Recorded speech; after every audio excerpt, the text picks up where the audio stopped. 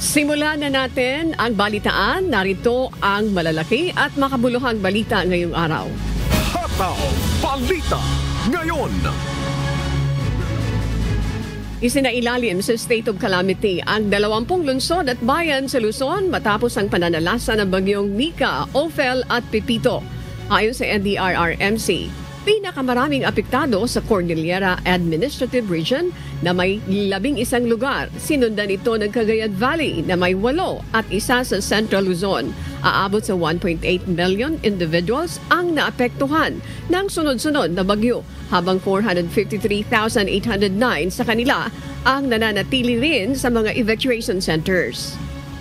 Hindi naman bababa sa 469 million pesos ang naging pinsala sa infrastruktura at 8.6 million pesos sa agrikultura.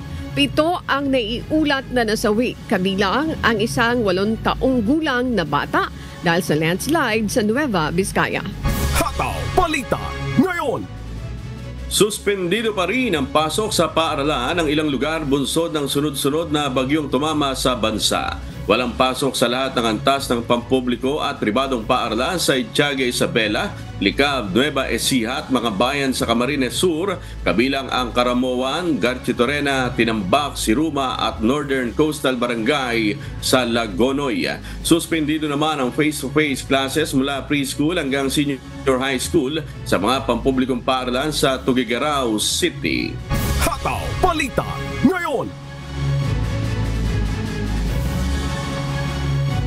Plinano ng Department of Agriculture na pahintulutan ang karagdagang pag-aangkat ng 8,000 metric o 8,000 metrikong tonelada ng maliliit na pelagic fish tulad ng galunggong, mackerel, moonfish at bonito.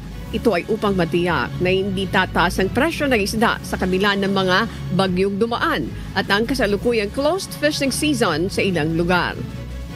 Ayon kay DA Assistant Secretary Arnel de Mesa, ang mga isdang inaasang darating sa unang 2 linggo ng Disyembre ay dagdag sa 30,000 o 30,000 metrikong toneladang isda na inaprobahang angkatin noong Oktubre. Hataw Balita Ngayon. Nagkausap sina Pangulong Ferdinand Marcos Jr. at United States President-elect Donald Trump sa telepono upang talakayin ang matagal ng alyansa ng Pilipinas at Estados Unidos. Binanggit ni PBBM ang hangaring palalimin pa ang relasyon ng dalawang bansa at ang suporta ng mga Pilipino kay Trump. Nagpahayag din si Pangulong Marcos Jr. ng plano para sa isang personal na pagpupulong sa lalong madaling panahon. Hataw Balita Ngayon. May mga isinagawa ng pag-uusap sa pagitan ng pamahalaan at Pilipinas at Indonesia kaugnay ng kaso ni Mary Jane Veloso. Ayon sa Department of Foreign Affairs, pinag-uusapan na ang paglilipat kay Veloso sa pasilidad ng Pilipinas mula sa piitan ng Indonesia upang magsilbi sa sentensya nito kaugnay ng drug trafficking. Sa pahayag na inilabas ng DFA, sinabi ng kagawaran na nakikiisa ito sa mga Pilipino sa pag-asa at panalangin sa matagumpay na resolusyon sa naturang issue. Magbibigay anila ito ng hustisya kay Veloso at pamilya nito habang pinalalakas ang malalim na pagbubuklod sa pagitan ng Pilipinas at Indonesia. Naaresto si Veloso ng Indonesian authorities sa Jakarta noong 2010 matapos makumpiskahan ng mahigit 2 kilong heroin sa kanyang bagahe. Pinatawan ito ng death sentence ngunit nabigyan ng temporary reprieve kasunod ng apila ng Philippine government dahil biktima lang umano si Veloso ng human trafficking. Hataw Balita Ngayon.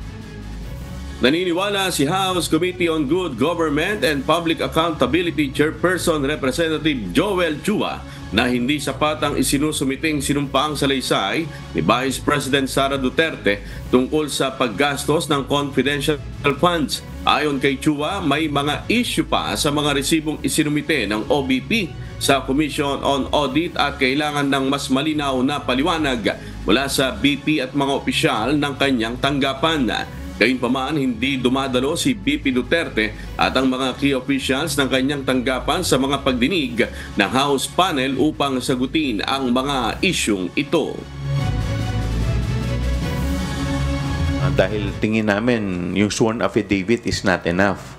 So paano po namin maitatanong sa kanya yung mga... Marami po kasi mga katanungan ang mga kasama po natin sa committee na gusto rin po naming malinawan. Hataw Balita ngayon.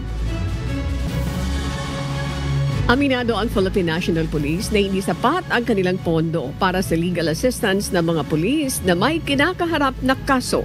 Dahil dito, naglunsad ng investigasyon ang House Committee on Public Order and Safety para madagdagan ang pondo ng PNP at makapagbigay ng legal assistance sa mga pulis na gumaganap ng kanilang tungkulin subalit nahaharap sa legal challenges.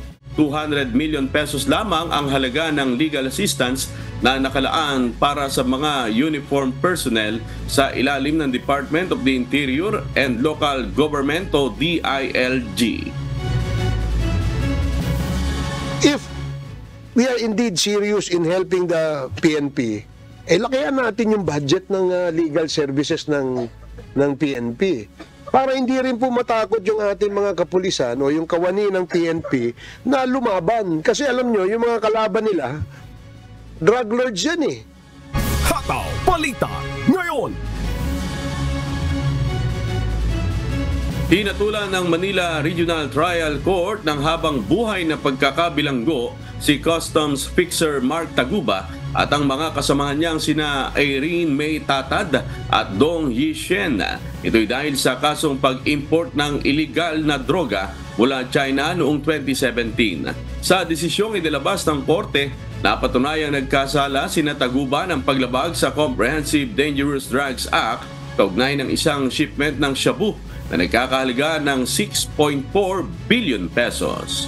Hataw Balita ngayon. Inatasan ni Bureau of Corrections Director General Gregorio Catapang Jr.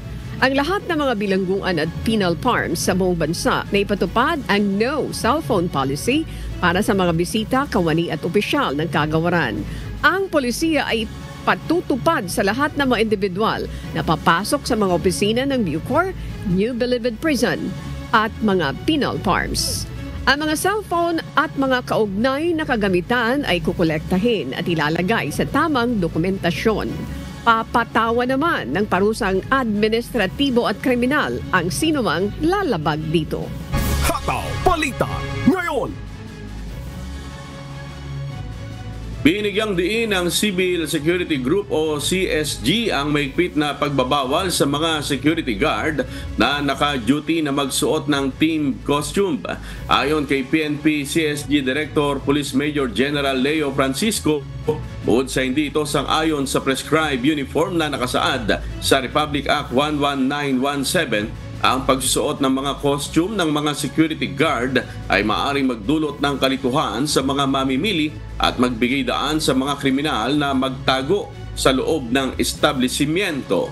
Gayunpaman, tinukoy ni Francisco na maaari nilang isaalang-alang ang pagsusuot ng mga minimal na detalye tulad ng sombrero, ngunit hindi ang buong costume. So marami tayo kasing mga experiences na ito ay nagagamit ng mga kriminal o masasamang loob. Kaya yun yung mga bagay na iniiwasan natin at iiwasan natin sa pagkakataon. Hataw Balita ngayon. Magdodoble kayod ang Metropolitan Manila Development Authority o MMDA sa paghila o pagtow sa mga sasakyan na iligal na nakaparada sa kalsada na nagdudulot ng pagsikip sa daloy ng trapiko. Ayon sa MMDA, mas paigtingin pa nila ang kanilang clearing operations at tiniyak na huhulihin ang mga lumalabag na motorista. Nais na MMDA na mapanatiling maluwag ang kalsada, lalo na ang mga major thoroughfares ngayong papalapit na ang holiday season at inaasahan ang pagdagsa ng mas maraming tao sa kalsada patungo sa mga mall.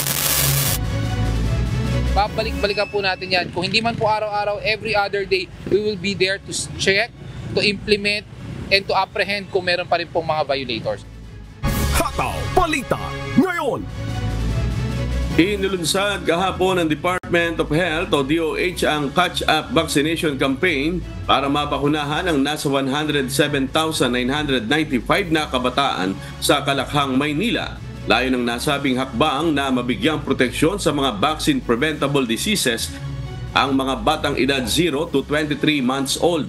Samantala, makatatanggap naman ang ibang kailangang bakuna ang mga nagdadalang tao at senior citizens. Hataw Balita ngayon. Inanunsyo ng Pag-asa na opisyal nang dumating ang Northeast Monsoon o amihan na magdadala ng malamig at tuyong hangin sa malaking bahagi ng bansa. Ayon sa Weather State Bureau, inaasang tataas ang atmospheric pressure at bababa ang temperatura sa Hilagang Luzon dahil sa malakas na surge ng northeasterly winds. Babala rin ng Pag-asa na maaaring magdulot ang amihan ng magaspang na kondisyon ng dagat, lalo na sa mga baybaying dagat ng Luzon.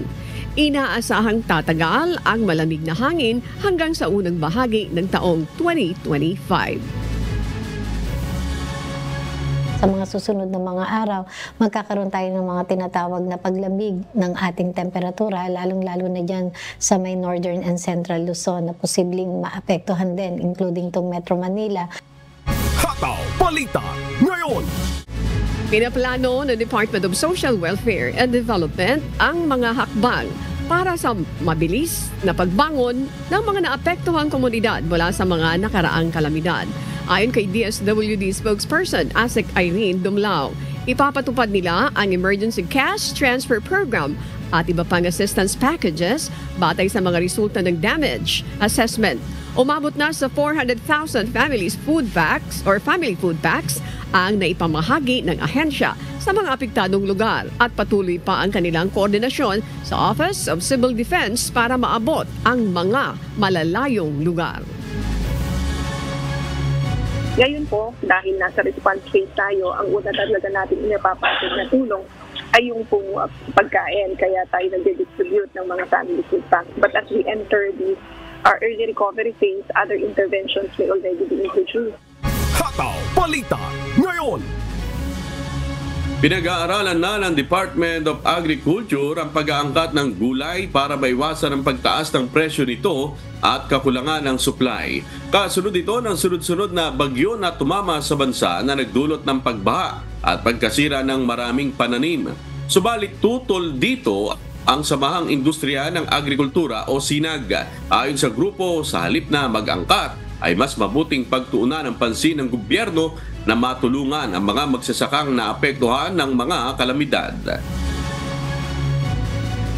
Karamihan sa ating mga gulay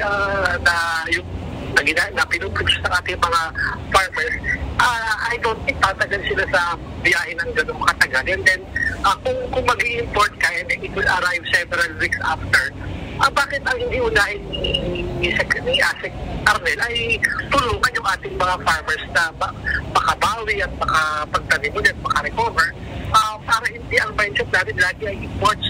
Tulungan natin muna yung mga local producers na makabangon. Hataw Balita ngayon.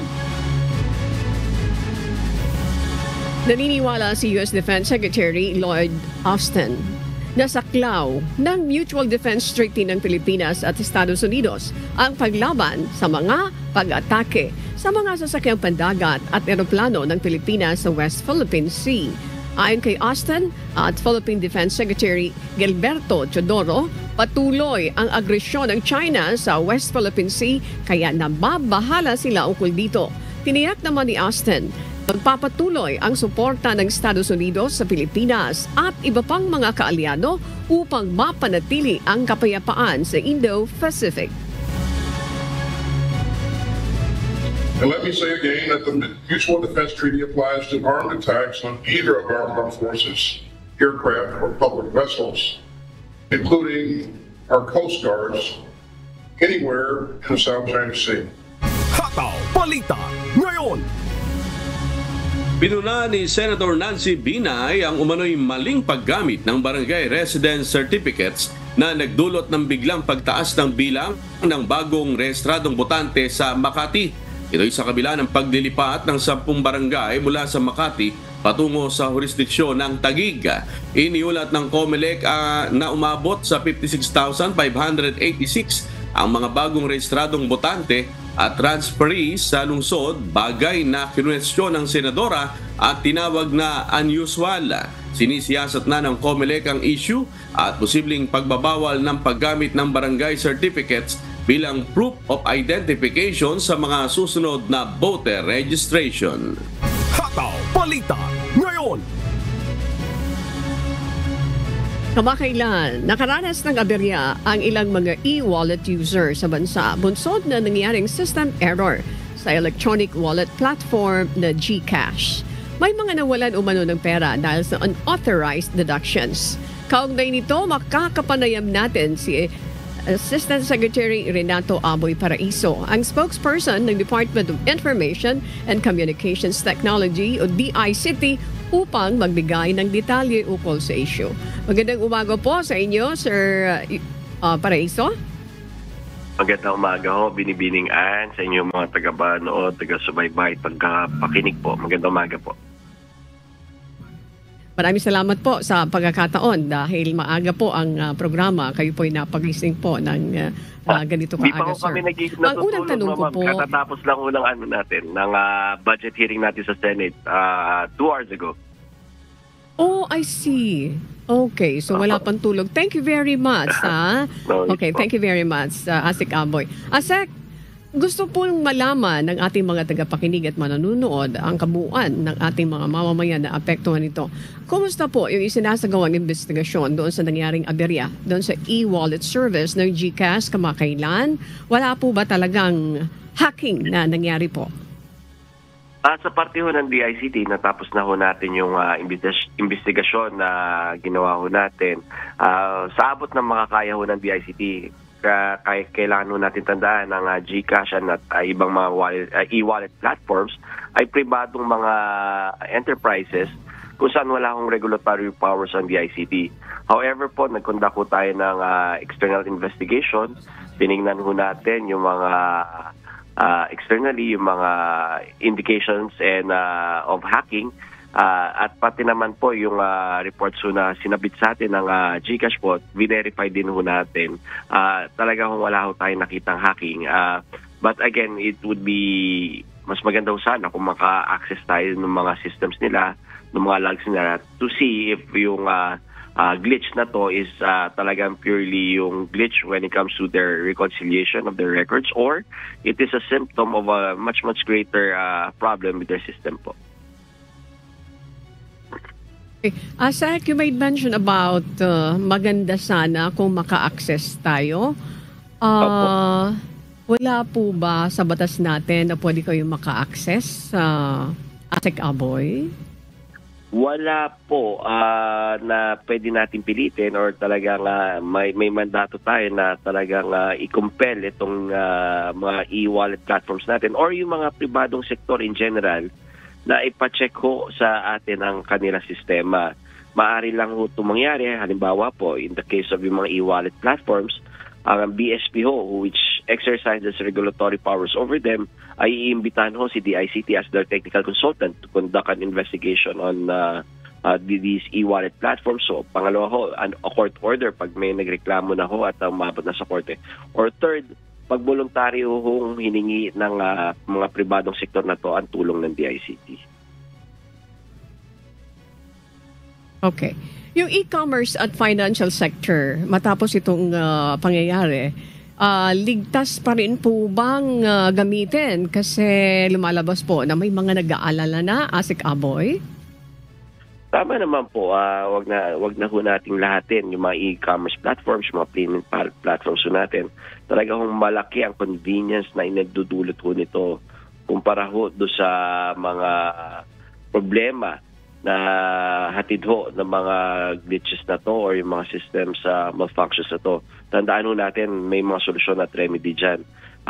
Yun nga lang ho, sabi ho natin, itong paggamit ng ating mga kababayan sa mga platforms na to ay base sa trust and confidence ho natin. Kaya maapila rin tayo dito sa mga kaibigan natin, doon sa mga private sectors and the banking sector na Pag ganito, andito ho ang inyong DICT, patuwang nyo ho kami, hindi nyo ho kami kaaway pagdating ho dito sa pagbibuild ng trust ng ating mga kababayan sa mga platforms ho nyo. Pag halimbawa, magkakaroon naman ganitong problema, pwede ho kaming tulungan kayo, ayusin ang sistema nyo at i-assure ang publiko na maayos yung sistema ho nyo. ASEC, ano yung mga regulasyon ng DICT sa e-wallet sa bansa po para maging familiar din yung ating mga kababayan? Well, yun nga ho, gaya ho ng sinabi natin kanina, wala ho talaga tayong regulation dyan ang DICT. Ang talaga hong may sakop sa kanila ay ang ating BSP, especially with regards to the private banking sector ho. Sa pagdating ho naman doon sa mga financial sectors ng ating pamahalaan, doon ho tayo base doon sa ating mandato ng RA10844, the DICT being the Technical Consultants of Government. Yan ho, pwede ho nating mandatuhan na talagang papasukin tayo at kunin natin ang mga logs and systems para magkaroon ho tayo ng digital forensics over certain systems of government po. Okay. ASEC, first and foremost, maiba ako, yung mag-aantabay po ba tayo ng ng result ng investigation na gagawin ng BSP at ganun din kasama kayo doon, so makikibalita kami. Ang gusto ko pong bigyan ng daan this time, yung tungkol doon sa 2024 Global Cybersecurity Index, lumalabas po, dati-dati nandoon tayo sa ranking ng 60, pero nasa 53 na tayo. Ibig sabihin, improve po na ginagawa ng inyong tanggapan yung cybersecurity awareness. Mula doon sa number 60, naging 53 na tayo. So effort po ito ng DICT para dito sa create nyo, nakapag-create kayo ng cyber security awareness. What can you say about that, ASEC Aboy? Ako, Ma'am Ann, malaki hong achievement ho tayo. Hindi lang ho dun sa rankings tayo nag-improve, but we improve in the tier rankings din po. Dati-dati ho, prior to this administration, nandun ho tayo sa tier 3 rankings. So mas mababa. Ngayon, nandun na ho tayo sa mga counterparts natin. Nasa tier 2 na tayo at we are just 1.5 points away from being considered as one of the leaders in cybersecurity po. Ito po ay bunga ho ng efforts ho, hindi lang ho ng DICT but the whole of government because kailangan ho para mag-improve tayo dyan, improve natin yung systems natin, yung mga batas ho natin at ang ating pakikipag-ugnayan at pakikipagtulungan sa iba't ibang mga bansa. So ito ho yung bunga ng mga iba't ibang mga, kasi ngayon pa lang ho, sumasali at nakikilahok ang ating bansa when it comes to various cybersecurity initiatives. I myself po attended the first ever CRI, or yung Counter Ransomware Initiative in the US po para ho magkaroon tayo ng pakikipag-ugnayan kung ano mga best practices around the world at bumubuo tayo ng mga alyansa at mga grupo. Kasi we have to consider that when it comes to these threat actors at itong mga incidents na to, it is borderless. So, hindi ho ibig sabihin third world country tayo. First world country, mas okay sila. Hindi ho, kung ano ho yung nararanasan natin problema, yun din ho yung nararanasan nila. At kadalasan po, ang mga threat actors natin, hindi ho natin nakikita dito sa ating bansa. But sa ibang bansa pa ho natin nakikita. So, again, hopefully, with the improved laws, marami pa tayong kinakraft na batas. Hinihintay pa ho natin ang adoption ng Cybersecurity Act ho natin, yung eGov Act ho natin. Kasi ang Pilipinas ngayon pa lang ho talaga nagde-delve into the ICT industry. Ngayon pala natin kinakraft yung mga batas ho natin. Tapos, improved systems of government. Ngayon pala tayo nagpo-procure ng mga updated systems when comes to improving our cybersecurity capacity and posturing po. So, hopefully, by the next index po, nandun na tayo sa tier 1. Okay. ASEC Aboy, I think nitong mga nakalipas na linggo, mayroong Singapore International Cyber Week 2024. Itong event na ito, if I'm not mistaken, ay dinaluhan ng mga cyber experts all over the world. dinidiscuss dito yung mga cybersecurity challenges.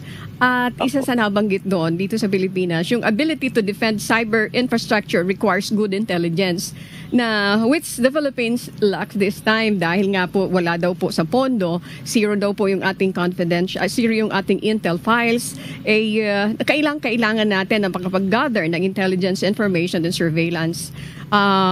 Kulang sa pondo.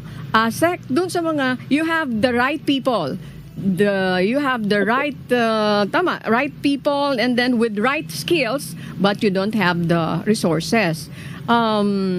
Paano nyo kaya maisasagawa yung mga magagandang naisip nyong programa, ASEC, dito po sa DICT? Hindi pa ba ninyo nakukumbonsi ang Kongreso para doon sa mga dagdag na pondo? ASEC Aboy? Ito naman ang magandang balita ho dyan.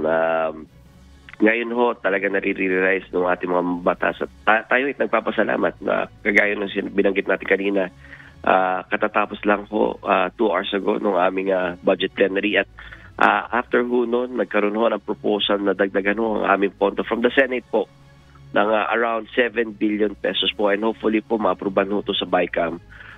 But tama ho kayo, doon sa isang aspeto ho, talagang our cybersecurity capabilities really depend on great cyber intelligence po. Unfortunately, the ICT is not considered po as an intelligence agency. Therefore po, hindi po tayo nabibigyan ng confidential or intelligence funds para ho makagather ng intelligence po para masugpo naman yung mga threat actors ho natin. Yun nga ho, umaasa tayo na siguro by the adoption of the Cybersecurity Act ho natin, makonsider na magkaroon ng isang sub-agency or an agency that handles purely cybersecurity po at yun po makonsider as an intelligence agency para ho mapagbigyan ho ng confidential at intelligence funds ho natin.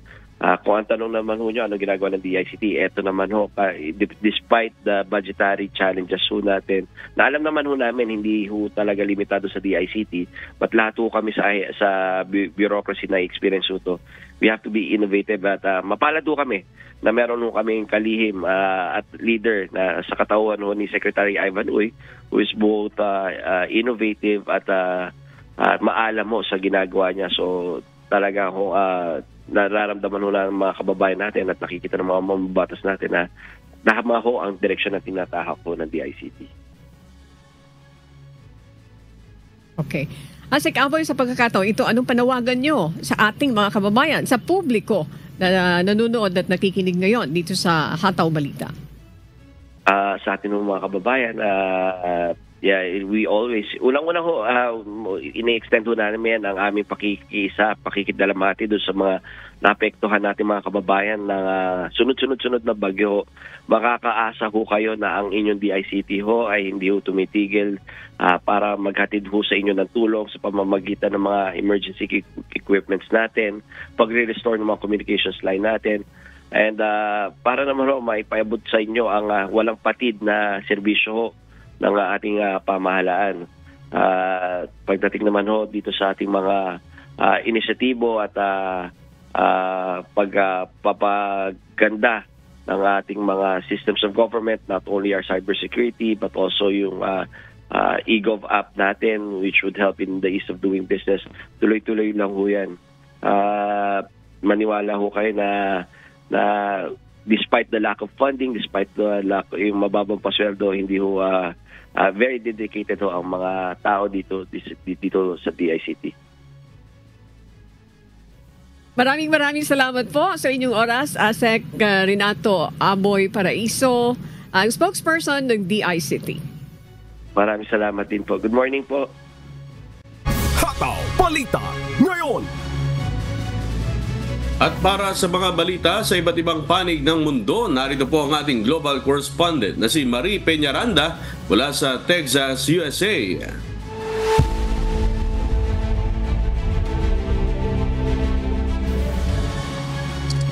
Yes, magandang umaga sa inyo dyan, Ani at amigo at sa ating mga kasambahay.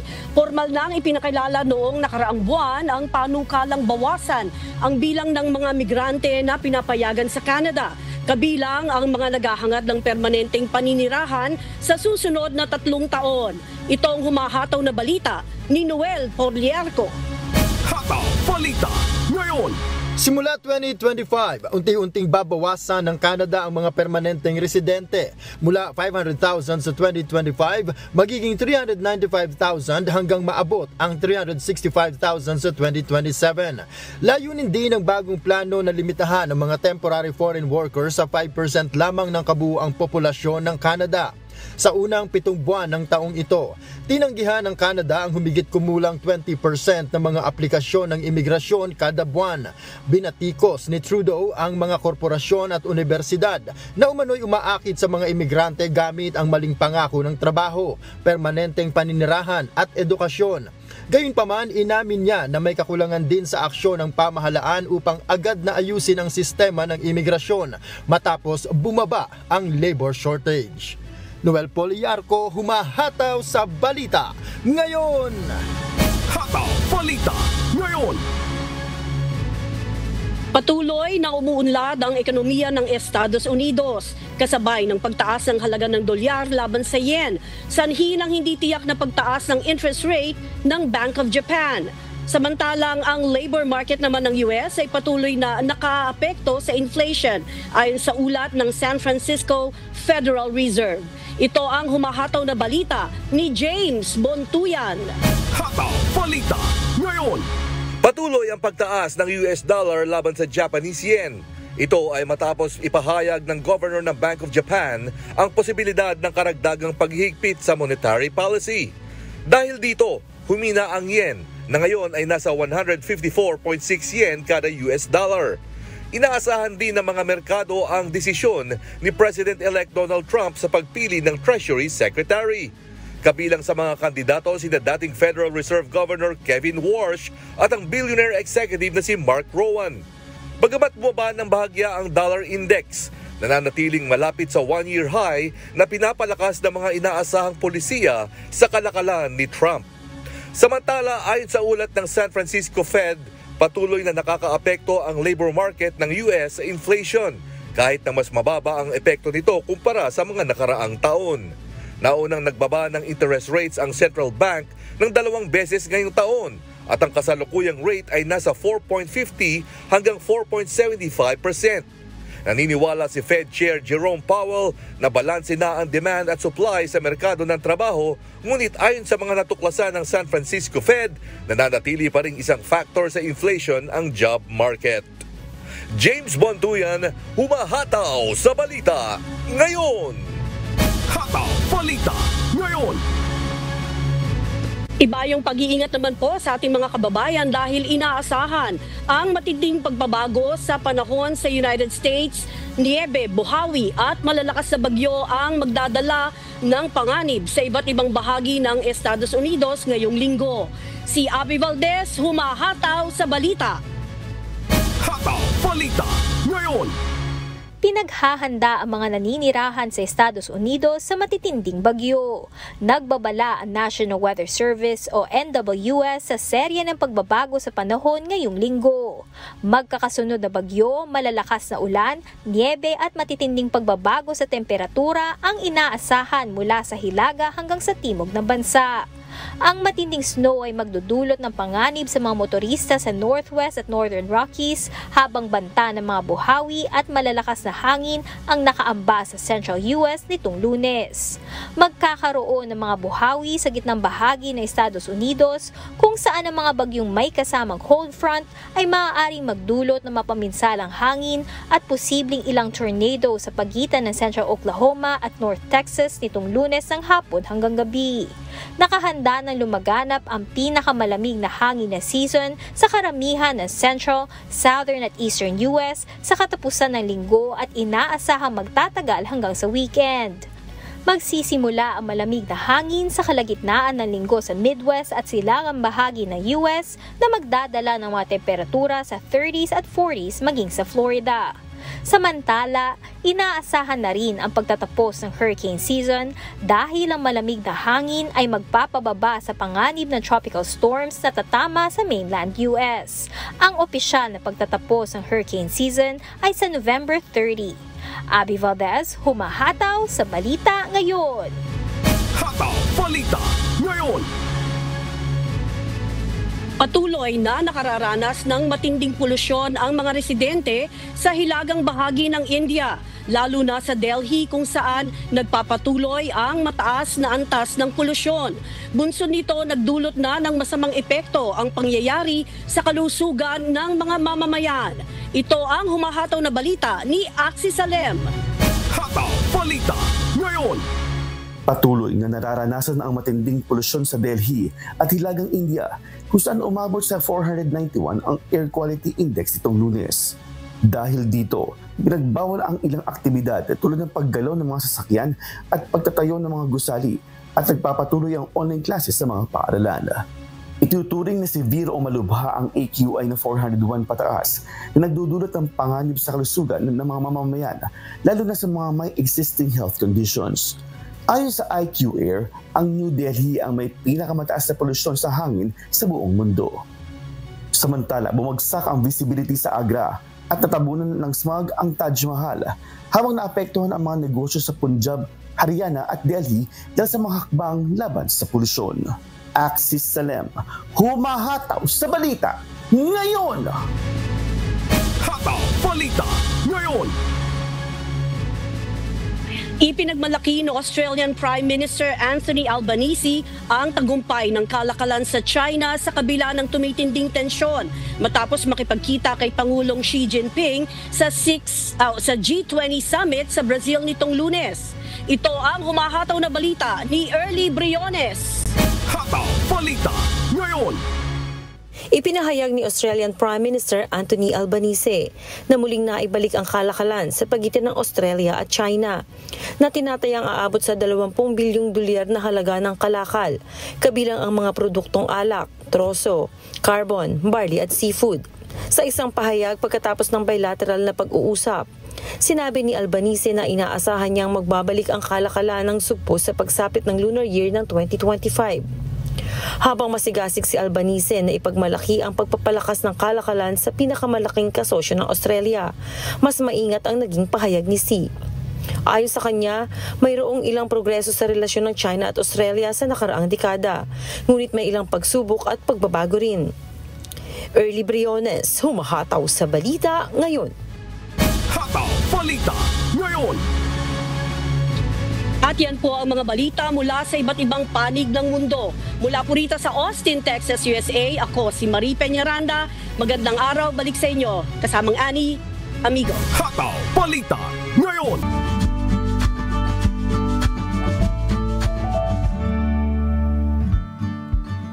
Alamin ang magiging lagay ng panahon sa iba't ibang bahagi ng bansa ngayong araw ng Miyerkules. Panoorin po natin ang update mula sa Philippine Weather Bureau, Pag-asa. Magandang umaga po sa ating lahat. Narito ang latest weather update ngayong araw ng Wednesday, November 20, 2024. So unahin po muna natin na nating latest na satellite image. So currently ay patuloy pa rin po nating binabantayan itong si dating Bagyong Pipito na nasa labas na po ng ating Philippine Area of Responsibility at wala na po itong direktang epekto sa anong bahagi ng ating bansa. Papansin din po natin na patuloy din po itong humihina at maaaring malusaw po yan sa mga susunod na araw. So main focus po muna natin yung mga weather systems na nakaka-apekto sa iba't ibang bahagi po ng ating bansa.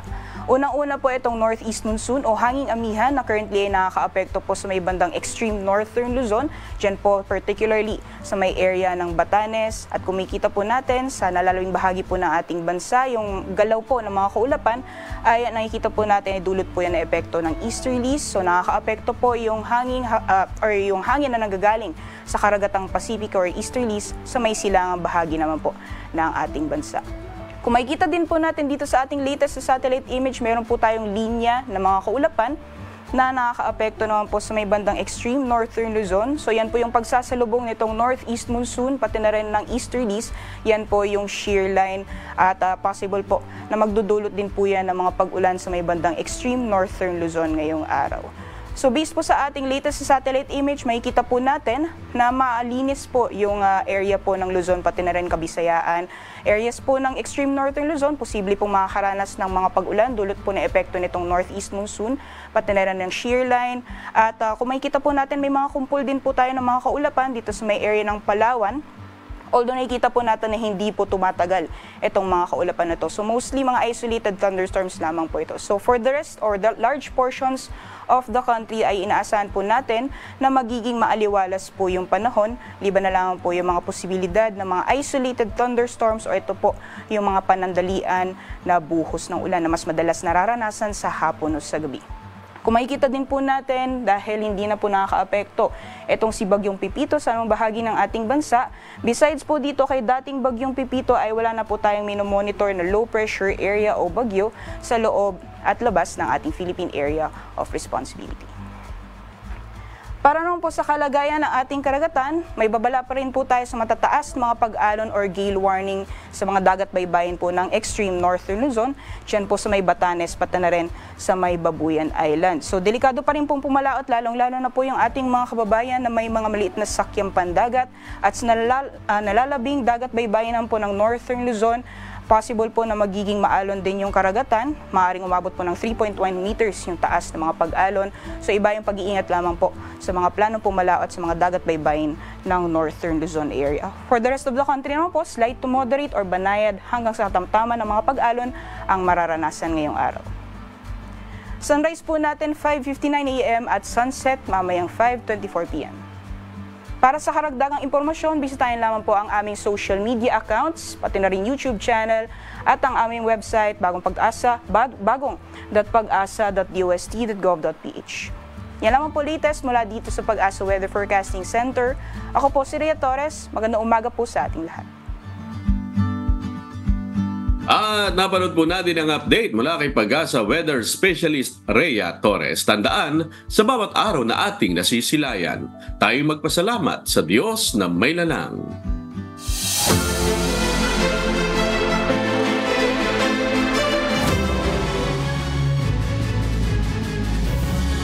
Nasa Catanduanes kahapon si Pangulong Ferdinand Marcos Jr. para magpaabot ng tulong sa mga apektadong residente sa Catanduanes. Sa isinagawang situation briefing, isa sa mga prioridad ng Pangulo na maibalik ang supply ng komunikasyon sa probinsya. Si Alan Manansala, humahataw. Hataw Balita ngayon. Humihiling ngayon ang maraming residente sa Catanduanes na apektado ng pananalasa ng Bagyong Pipito ng malinis na tubig inumin, gamot at pagkain. Resulta ito sa naging pinsala matapos silang makaranas ng matinding kalamidad. Ang hirap ngayon ang tubig dahil sarado, wala kaming tubig yung nagigib sa poso.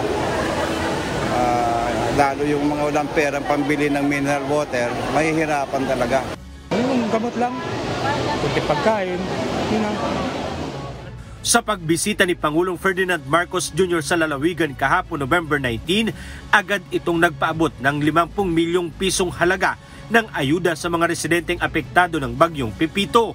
Sa kanyang talumpati, sinabi nito na bukod sa family food packs at financial assistance mula sa DSWD, magbibigay din sila ng mga construction materials para sa mga pamilyang nasira ang kanilang mga tirahan. Nagbibigay po kami, hindi pa wala pa rito, muna susunod na po.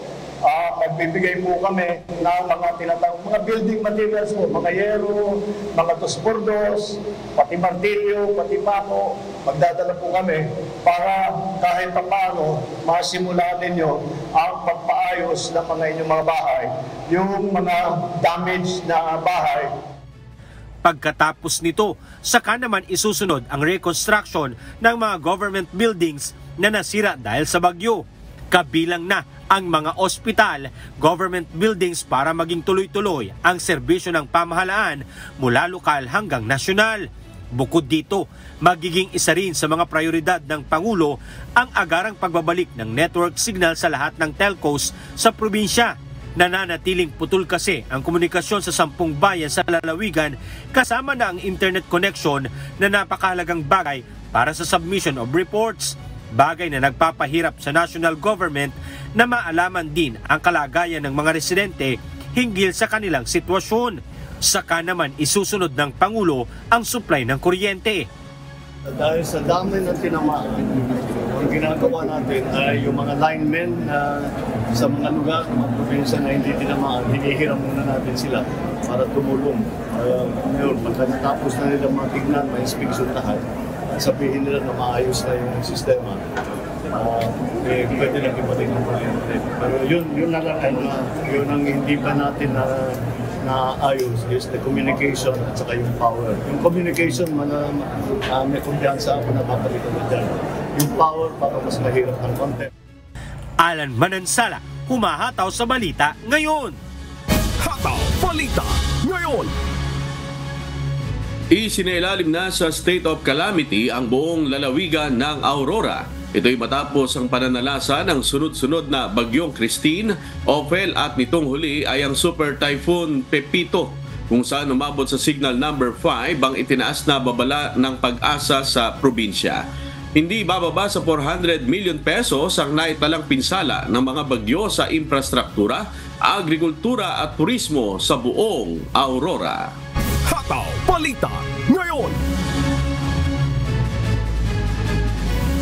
Ang UNTV Radio Mobile Booth ay hindi lamang maghahatid ng mga bago at may init na balita. Dahil sa mga darating na araw, kasama na rin ito sa pagbibigay ng mga libreng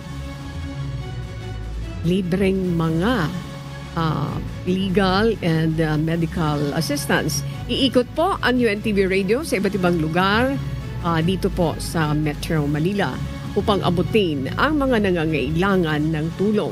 Kaya mga kasangbahay, abangan nyo ang pag-arangkada ng UNTV Radio Mobile Booth. Maghahatid hindi lamang ng mahalagang impormasyon, kundi sisikapin din ang bawat suliranin ay mabibigyang solusyon. At sa aming ibabahaging mga salita ng Diyos na ating sandigan, mula sa Lucas Kapitulo 22, talatang 27. Sapagkat alin ang lalong dakila, ang nakaupo baga sa dulang o ang naglilingkod? Hindi baga ang nakaupo sa dulang? Datapot ako'y nasa gitna ninyo, na gaya niyaong naglilingkod.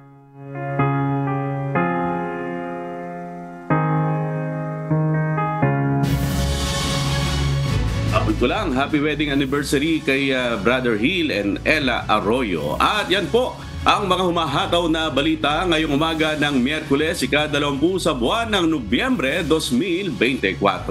Ako po ang inyong amigo, Sherwin Kulubong. Sa ngalan po ng lahat na bumubuo ng UNTV News and Rescue, UNTV Radio La Verdad 1350 at ng ating mga correspondent mula sa Pilipinas at sa iba't ibang panig ng mundo. Ako naman, si Annie Rentoy. At dito sa UNTV at UNTV Radio La Verdad 1350, Diyos ang aming sandigan, serbisyo publiko ang aming pinahahalagahan. Susunod na po ang Good Morning Kuya. Salamat po sa Diyos mga kasangbahay at magandang umaga.